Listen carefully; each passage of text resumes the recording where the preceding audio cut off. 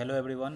Today we are going to talk about JSW Infrastructure Limited.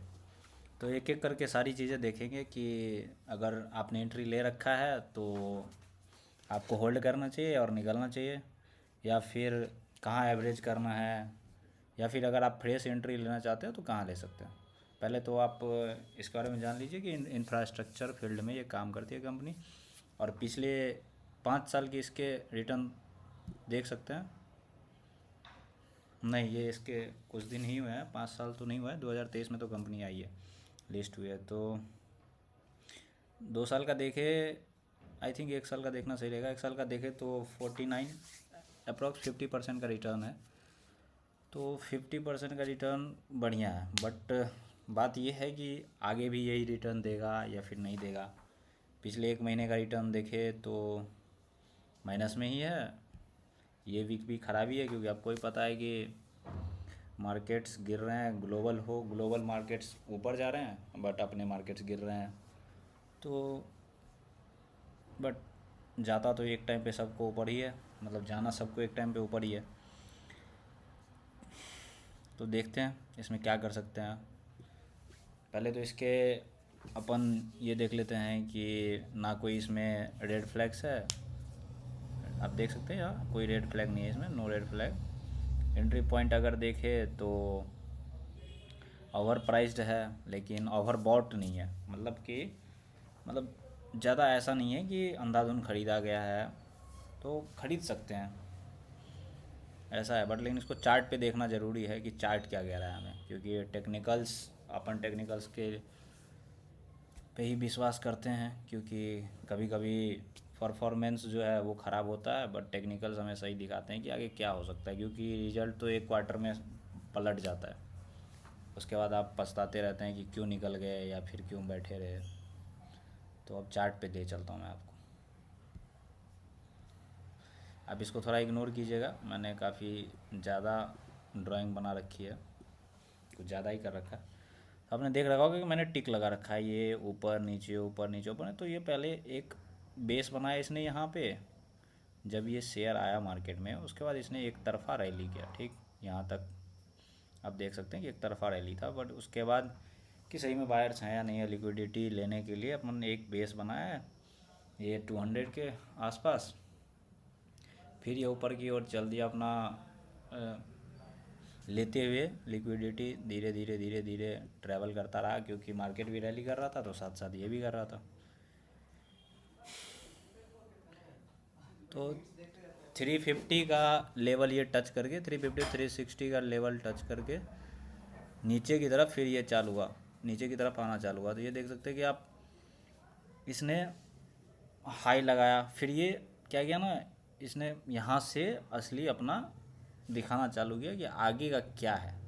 पहली बार लगा लोगों को रिट्रेसमेंट है, फिर एंट्री लिया उन्होंने, फिर ऊपर घुसाया लोगों को, फिर नीचे लेके आया कि भाई तुम्हारे गांड में कितना दम है वो तुम लगा लो, खरीदो कितना खरीद सकते हो। तो लोग एवरेज करते गए होंगे, करते गए, अच्छे से फंसाया सबको। अब सबकी अच्छे से मारेगा। तो ये अपना देखो, ये एक बार को हाई तोड़ा, यहाँ पे भी इसने फंसा है, यहाँ पे भी लोगों को लगा। बट ये कोई ऐसा सस्टेनेबल नहीं था कि इसको देख के आप ऊपर घुस जाओ, ऐसा कुछ भी नहीं था। क्योंकि ये लोअर लो तोड़ तोड़ चुका था, और दोबारा जब आया नीचे की तरफ तो फिर से इसने तोड़ा इसका लो। तो आपको अभी फ़िलहाल क्या करना है, इतनी बकचोदी पे आप ध्यान मत दीजिए कि क्या है नहीं है। आप ये ध्यान दीजिए कि ये अपनी गांड कैसे बचाएं, या फिर सही जगह पे कैसे एंट्री लें। तो आप देख सकते हैं कि अगर फिबोनाची आप जानते हैं, थोड़ा सा भी ट्रेड करते हैं तो आप जानते होंगे ऑफ कोर्स। तो ये फिबोनाची लेवल मैंने लगाया है जहाँ से ये बेस बना के ऊपर गया। तो इस लेवल से देखेंगे आप तो 0.5 के पास एक बार आया था, और मतलब अच्छे से काम किया 0.5 ने, और इसको ऊपर फेंका, ऊपर गया। बट सेलर्स का जोन है ये, यहाँ से तगड़ी सेलिंग आई हुई है। तो ये एक सेलिंग का रिट्रेसमेंट कर सकते हैं। और अगर आपको चेक करना है तो इस पर आप 200 EMA, आई थिंक 200 दिन हुए हैं इसको या नहीं पता, बट ट्राई करते हैं अपन लगाने का कि करता है कि नहीं काम। तो मैं आप फिबोनाची लेवल हटा देता हूँ और देखते हैं आगे। तो 200 EMA अगर देखेंगे तो उतना तो सही नहीं है, बट 200 EMA से ही एग्जैक्ट सपोर्ट लिया था। तो फिर अगर यहाँ पे आता है और पास में एक लेवल है, ये 0.5 का लेवल भी है यहाँ पे, तो 0.5 0.6 ये एक गोल्डन जोन है। तो इसके पास से अगर आपको लेना है तो यहाँ से आप एक एंट्री, कंपनी अच्छी है तो एक एंट्री बना सकते हैं। यहाँ से आप जैसे 30 to 40% कॉर्पस लगाएं, और उसके बाद और थोड़ा नीचे मिलता है तो आप 70 to 80% लगाएं। और उसके बाद अगर नीचे जाता है तो आपको कुछ नहीं करना है, आराम से बैठे रहना है या फिर निकल जाएं, और क्या ही कर सकते हैं, प्रोबेबिलिटी का गेम है सारा।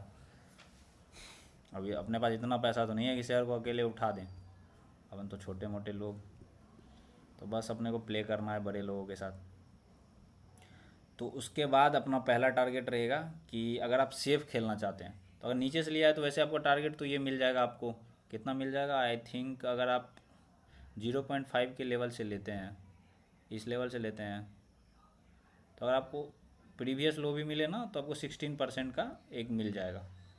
और अगर इसके नीचे 6% आपको मिलता है, 6 पे मिलता है, 0.6 पे इस एरिया में कहीं मिलता है, तो आपका 30% के आसपास है। और अगर आप सेफ खेलना चाहते हैं कि कोई अच्छा मतलब पैटर्न दिखे, बियरिश सॉरी बुलिश इनगल्फिंग, या फिर कोई हैमर बहुत बड़ा एक टाइम फ्रेम पे मिले, उसका हाई ब्रेक हो, तो आप एंट्री ले सकते हैं, नीचे का स्टॉप लॉस लगा के एक स्विंग ट्रेडिंग कर सकते हैं, क्योंकि ये निफ्टी के मुकाबले 3 गुना वॉलेटाइल शेयर है।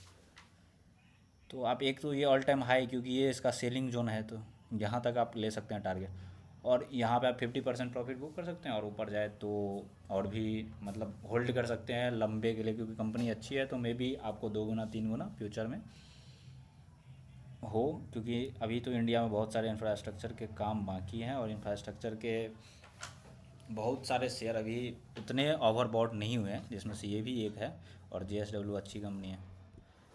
तो टेक्निकल भी आपको मैंने समझा दिया कि कब एंट्री लेना है, 0.5 0.6 के फिबोनाची लेवल से एंट्री लेना है, और टारगेट ये आपका रहेगा ऊपर वाला, ये यहाँ तक का टारगेट रहेगा, ये आपका एंट्री पॉइंट है। तो आप इस जोन को प्ले कर सकते हैं, और यहाँ से कोई रिजेक्शन दिखता है तो आप अगर इंट्राडे पे चाहें कि आप सेल करना है तो आप अच्छे पॉइंट के लिए सेल कर सकते हैं, और यहाँ से बाई कर सकते हैं, शॉर्ट या सेल जो भी आपको करना, दोनों में से कुछ भी कर सकते हैं। बाकी कोई आपको इसमें डाउट है तो मुझे बताइए, मैं सॉल्व करूँगा, इसीलिए बैठा हूँ। मैं नहीं चाहता कि जो किसी के लौड़े लग जाए फालतू में, और बाद में पछताने से क्या फ़ायदा, पहले जान ले तो ज़्यादा सही रहता है। और बिना किसी रीज़न के शेयर में कभी भी घुसना नहीं चाहिए। जब कोई रीज़न हो आपके पास, ठोस लॉजिक हो कि हाँ इस लॉजिक की वजह से जाता हूँ, तो आपका स्टॉप लॉस भी डिफाइन हो जाता है और टारगेट भी डिफाइन हो जाता है। तो आज की बकचोदी यहीं ख़त्म करता हूँ, आप लोग बोर हो गए होंगे मे बी। और अगला स्टॉक बताइए किस पे आपको चाहिए, मैं कोशिश करूँगा कवर करूँगा उसको। थैंक यू भाई लोग।